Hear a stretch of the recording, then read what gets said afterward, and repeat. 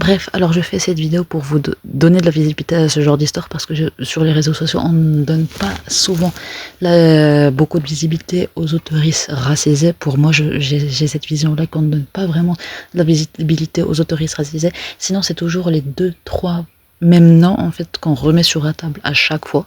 Donc aujourd'hui, j'ai envie de changer ça. Hey tout le monde, j'espère que vous allez bien. Pour ma part, ça va super. On se retrouve aujourd'hui pour une toute nouvelle vidéo où je vais vous présenter des livres avec des protas principaux racisés et ou des autoristes qui le sont également. Alors une petite minorité qui ne le sont pas, il me semble, je crois que à ce que je sache, il y a juste un auteur qui n'est pas racisé. Mais après, la majorité, il me semble, ils sont racisés. Bref, alors je fais cette vidéo pour vous donner de la visibilité à ce genre d'histoire parce que sur les réseaux sociaux, on ne donne pas souvent beaucoup de visibilité aux autoristes racisés. Pour moi, j'ai cette vision-là qu'on ne donne pas vraiment de la visibilité aux autoristes racisés. Sinon, c'est toujours les deux, trois mêmes noms en fait qu'on remet sur la table à chaque fois. Donc aujourd'hui, j'ai envie de changer ça. Alors, je vais vous présenter tous les livres en fait que j'ai en tête actuellement en fait. Alors, quand je vous dis que j'ai en tête, j'ai divisé en trois catégories les livres que je vais vous présenter aujourd'hui, ceux qui sont dans ma palle, ceux qui sont ceux que j'ai lus plus tôt et ceux que je suis en train de lire actuellement. Alors, sur ma wishlist, ça ferait une trop longue vidéo. Alors, je pense que je vais en faire une vidéo à part prochainement. Mais bref. Alors, voilà. Donc, on va commencer par les livres de ma palle qui sont majoritairement en numérique. Et il y a juste, je pense, un seul livre de ma palle qui n'est pas en numérique, qui est en physique. Bref, alors, on va commencer avec le The Jazzed Hair. Donc, petite parenthèse, je vais aller rapidement sur les livres qui sont dans ma palle parce que forcément, quand je n'ai pas vraiment lu les résumés, quand j'ai vu automatiquement que c'était des autoristes racisés, que c'était des histoires avec des protas racisés, je me suis dit que j'allais prendre l'e-book au moins pour pouvoir les avoir sur moi et lire et donner de la visibilité à des autoristes comme ça. Et voilà, donc après je verrai si je pourrais me procurer des livres. Évidemment, ici, je tiens aussi à préciser également, avant de refermer la parenthèse, que je vais parler de tous les livres, que pour les livres lus, je vais parler de tous les livres que j'ai pu lire en fait, parce que pour moi, il faut donner de la visibilité, même si j'ai pas forcément aimé ça. Ce sont des livres qui peuvent plaire à d'autres personnes. Donc voilà.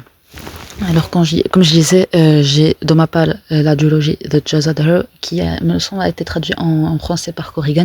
Alors j'ai la duologie complète et il me semble que c'est inspiré de l'Égypte antique ou quelque chose comme ça, mais en tout cas c'est de l'Égypte. Et voilà, ça m'intéressait parce que les esthétiques que je voyais, ça m'intéressait, ça avait l'air cool, ça avait l'air intéressant. En plus on en parle quand même assez sur les réseaux de cette duologie, genre vraiment elle est assez bien aimée. J'ai jamais, je crois, vraiment vu d'avis négatif sur cette duologie, mais encore j'ai pas fait trop de recherches sur The Jazzed Hair. Il y avait genre vraiment des recommandations spécialement pour cette lecture et c'est intégré dans des posts reco et voilà, surtout du côté anglophone, mais vraiment on en parle énormément du côté anglophone, mais sur le côté francophone on ne parle pas de cette duologie assez pour moi. Et encore, ça vient d'être traduit en espagnol et j'ai vu une maison d'édition qui vient de la traduire en espagnol et ça commence à être on commence à en parler en fait sur les réseaux espagnols et hispanophones. Et voilà, donc vraiment, il y a juste de bons avis, j'ai l'impression que je vais aimer. Bref, il y a aussi, alors, il y a 3 titres d'une autrice asiatique. Alors, je dis asiatique parce que je ne suis pas sûre de sa nationalité. C'est Anne Liang, et vraiment, je n'entends que de bons avis sur cette autrice, surtout dans la bocosphère francophone. Donc, il y a I Hope This Doesn't Find You, je crois que c'est son titre le plus populaire. This Time It's Real, et une fantasy, je sais pas si c'est une série ou un one-shot, A Song to Downfall. Bon,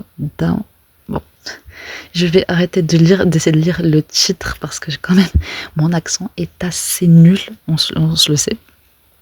Bref, voilà, donc de ce que j'ai pu voir sur les couvertures, ça met en place des personnages asiatiques. C'est écrit par une autrice asiatique, il me semble.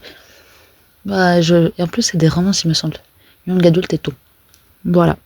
Il n'y avait pas besoin de m'en dire plus pour me convaincre.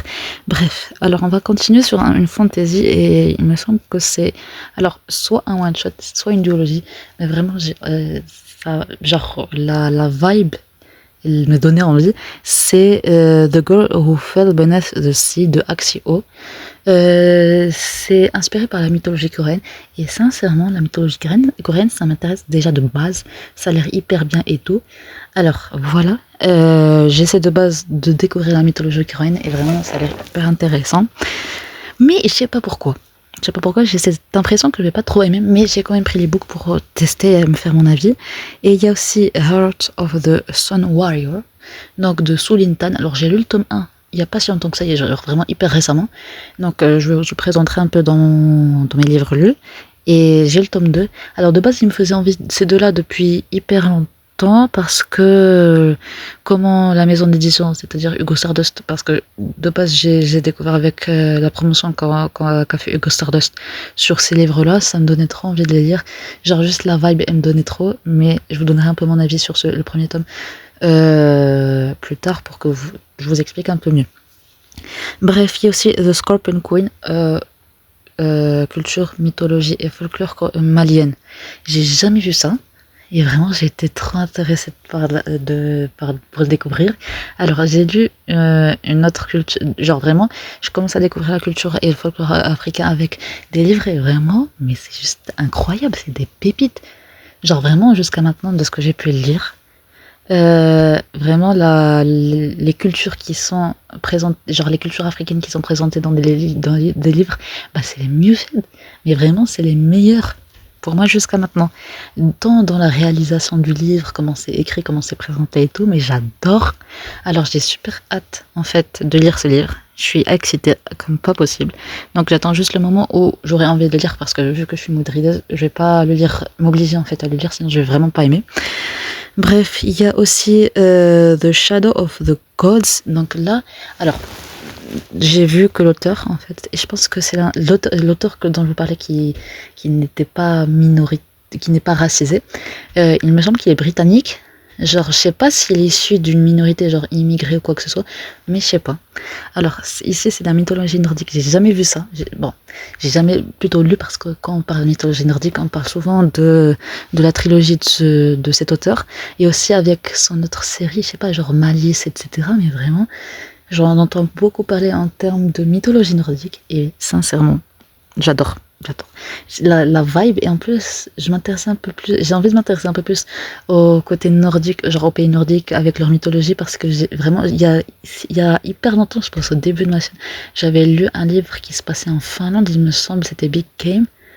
Et depuis ce moment-là, j'ai pas vraiment lu autre chose sur les pays nordiques et j'ai juste envie de découvrir encore plus cette région-là. Et voilà. Alors, il y a aussi Mrs. Shim is a Killer. Alors, c'est un thriller cette fois-ci. Un thriller coréen. Encore une fois, je découvre la littérature coréenne. Alors, en tout cas, au niveau de littérature coréenne, il y a aussi Snow Globe en termes de dystopie que j'ai bien envie de découvrir. Alors, dystopie, c'est pas trop mon truc, mais si je peux. Genre, j'avais déjà l'occasion de l'acheter, mais vu qu'il y avait d'autres livres qui m'intéressaient plus, je l'ai laissé passer. C'était pendant un salon du livre. Et voilà, donc je pense que ça fera partie de l'une de mes priorités d'achat si j'achète. Et encore une fois, j'ai eu d'autres occasions de l'acheter, mais vu qu'il y avait d'autres livres qui m'intéressaient plus, bah voilà. Donc il y a aussi la trilogie Red Winter, je crois que c'est c'est inspiration japonaise. Alors là je me rends compte en fait que je tombe un peu dans le cliché en mode que l'Asie c'est juste la Corée du Sud évidemment, le Japon et la Chine. Alors genre, j'ai l'impression que quand on me dit on présente des livres issus de l'Asie, c'est juste ces trois pays-là, alors que pas du tout, il n'y a pas que l'Asie, que ça dans l'Asie, il y a tellement plus, il y a le Vietnam, genre, je suis pas sûre du Vietnam, de base je suis nulle en géographie, alors mais il y a vraiment plus de pays qui sont dans l'Asie, et donc je vais essayer de creuser de ce côté-là pour pouvoir découvrir d'autres livres issus de ces pays-là. Bref, on va continuer avec deux Halal Romance. J'ai déjà lu juste deux Halal Romance sur un genre. Et vraiment, j'aime bien le genre, j'aime bien comment est présenté l'islam dans ces deux livres-là. Vraiment, c'était présenté d'une façon qu'on ne voit pas souvent dans les médias. Genre, vraiment, il y a une différence entre comment est présenté l'islam dans les Halal Romances que j'ai pu lire et comment est présenté l'islam dans les médias. Donc, vraiment, en fait, ces livres-là, écrits bien évidemment par des musulmanes, bah, ça va changer votre vision, vous allez dire. Attends, on parle pas de la même religion. Limite, on dirait que les médias ont inventé, genre, ils étaient pas d'accord en fait. C'est genre deux visions pour la même religion, totalement, radicalement différentes. Bref, alors les deux romans, c'est Much Ado About Nada et She Wore a Red Trainer. Alors, je tiens à préciser que la plupart sont en anglais. Et alors, il me semble qu'il y a des traductions pour la majorité. Mais par exemple, les romances comme ça, il n'y a pas vraiment, je pense, de traduction à part. Il faut chercher de petites maisons d'édition. Alors, je connais une maison d'édition qui a potentiellement traduit Sahel romance, mais après, je suis pas sûre. Donc, on va continuer maintenant avec The Sensi Trilogy. Alors, j'ai les deux premiers tomes. Et voilà, je sais même pas c'est issu de quelle minorité. Je pense limite ça c'est issu des minorités, genre de la culture arabe, purement arabe. Je parle pas du nord de l'Afrique, du Maghreb, parce que là-bas, au nord du Maghreb, bah, genre, au nord du Maghreb, au Maghreb, c'est la culture amazigh et arabe. Mais là, quand je vous dis arabe, je vous parle par exemple de l'Arabie Saoudite, etc. Et je pense que c'est issu de là.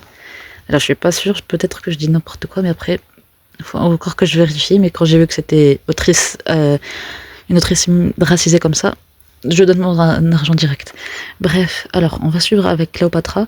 Donc, évidemment, mythologie égyptienne. Bon, pas mythologie, mais l'Égypte antique. Ça se base principalement sur ça. Donc, voilà. Alors, moi, personnellement, j'ai une mauvaise histoire avec, une mauvaise relation plutôt avec l'Égypte parce que j'ai essayé de lire des livres il y a longtemps, historiques, qui n'étaient de base pas mon genre, sur l'Égypte. Et vraiment, j'ai pas aimé. Donc, j'ai peur dès qu'on parle de livres avec l'Égypte, j'ai comme si j'avais une peur d'être déçue en fait. Et voilà. Bref, alors on va continuer avec A Psalm of. Mais en fait, j'écris super mal, j'arrive même pas à décrypter les titres que j'ai écrits. A Psalm of Storms Sound and Storms and Silence. Voilà, il me semble. Bon. Je ne retiens pas les mythologies d'encens issues, c'est plutôt les minorités d'encens issues ces livres. Donc on y va encore plus rapidement. Sands of Arawiya, voilà. Et le livre Maudit d'Azraël. Alors apparemment ici c'est des persos noirs. Donc je donne mon argent direct. Et le livre que j'ai en physique, c'est sur l'histoire de la Chine. Il me semble que c'est un one shot. Et c'est la impératrice Poeta de Shen Tao. Alors, j'ai découvert ce livre en librairie directement et j'avais envie de le lire. Et donc, je pense qu'il va être traduit prochainement chez Olympe. Alors, peut-être que j'ai une bêtise, mais j'ai cru voir Olympe annoncer sa sortie. Peut-être que je dis n'importe quoi. Mais en tout cas, il est disponible en anglais de base et en espagnol. Donc, voilà. Alors, on va passer à mes lectures en cours. Et c'est The Beauty of Your Face, écrit par une Palestinienne sur des immigrés palestiniens aux États-Unis. Je vais pas m'en dire plus, surtout avec ce qui se passe actuellement. J'avais pas besoin de plus pour me convaincre. On me dit Palestine et tout. Direct. Et The Golem and the Genie. Alors, c'est une américaine qui a écrit ça, il me semble. Alors, je sais pas, mais l'histoire, c'est inspiré des juifs et de la culture et religion juive. Donc, voilà, je me suis dit, tant qu'à y faire, alors il me semble que le troisième tome n'est pas sorti. Mais j'ai les deux premiers tomes, il me semble, ou juste le premier que je suis en train de dire. Je sais pas. Alors, le premier tome, il a été traduit en français. Je sais pas pour les deux autres tomes. Mais après, je sais pas. Et on va passer finalement au livre que j'ai lu. Et il y en a quand même pas mal. Alors je trouve toujours que j'ai pas lu assez de livres issus de minorités, surtout par rapport aux livres que j'ai qui ne sont pas issus de minorités. Genre vraiment la proportionnalité de livres que j'ai qui ne sont pas issus de minorités versus les livres que j'ai issus de minorités. J'ai une honte en fait de voir que je ne lis pas autant de livres issus de minorités que je ne le voudrais. Donc on va commencer tout de suite avec Journey to Hidayah, qui est ma première halal romance, et j'ai été déçue par rapport à ça, je sais pas pourquoi. Littéralement, j'ai été déçue. Alors oui, tout à l'heure, je vous parlais d'une vision DSM que j'ai beaucoup aimée, mais en général, vis-à-vis des attentes que j'avais parce que c'était ma première halal.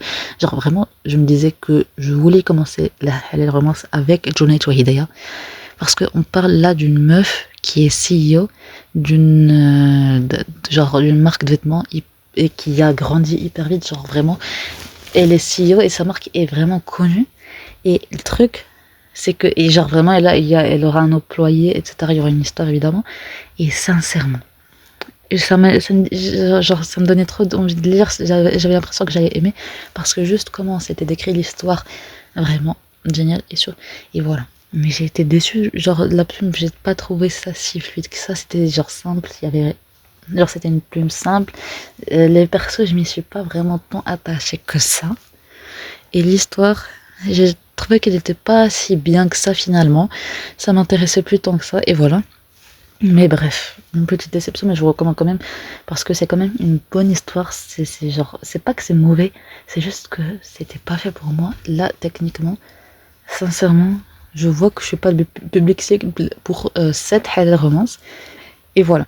Alors la deuxième halal romance que j'ai envie de lire et que genre par exemple, juste petite parenthèse, quand je vous dis qu'on a besoin de diminuer le nombre de classiques qu'on lit à l'école pour lire des livres de young adult par exemple, qui nous parlent à nous en tant que jeunes parce que les classiques, ça nous parle pas, soit dans le message, soit dans la vision, et peut-être même les deux parce que je vois vraiment pas comment un classique peut nous parler techniquement de la même manière parce que même si le message reste le même, bah il y a plein de facteurs qui changent.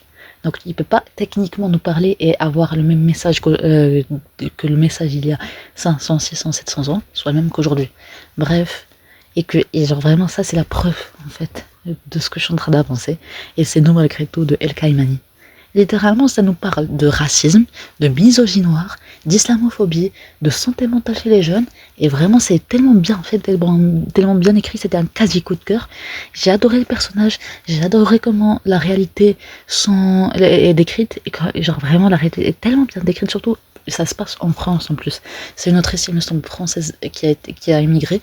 Et vraiment, elle parle d'une manière tellement précise de ce que peuvent vivre les musulmans, les femmes noires, les noirs en général, les musulmanes surtout, parce qu'ici on parle du fait de sujets vraiment juste incroyables, et vraiment comment il a fait l'exécution du roman, juste magnifique. Juste incroyable, genre je vous le recommande à 10 000%. Et vraiment c'est ce type de livre qu'on doit mettre au programme, parce que ça parle directement de ce que peuvent vivre les jeunes au lycée, littéralement. Vraiment, c'est ce que vivent déjà beaucoup de jeunes. Et j'ai envie qu'on découvre ce type de livre, qu'on lit ce type de livre pour se rendre compte des privilèges que peut avoir la majorité des Français. Bon, pas la majorité, mais une bonne partie des gens, en fait, dans le monde. Les privilèges juste d'être bien né, d'être né géographiquement dans un pays qui est privilégié. Et voilà, genre vraiment ce livre, juste pépite. Alors, il y a aussi Aïcha de Souraï Bouazaoui. Et sincèrement, ce livre avec le female rage, j'ai adoré. C'est juste que j'ai beaucoup aimé. Alors je m'attendais à plus aimer que ça. C'est une petite déception parce que je m'attendais à mieux aimer, à plus aimer.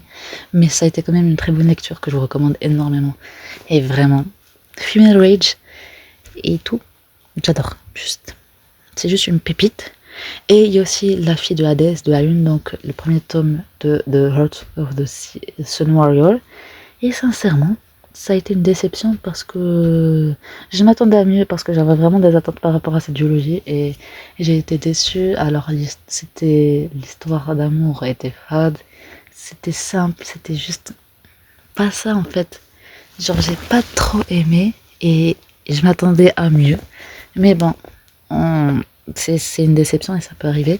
Et le dernier livre en numérique que j'ai lu, c'est la duologie Silver Under Nightfall de Rin Chupeco. Alors, ici, c'est une autrice philippine et chinoise.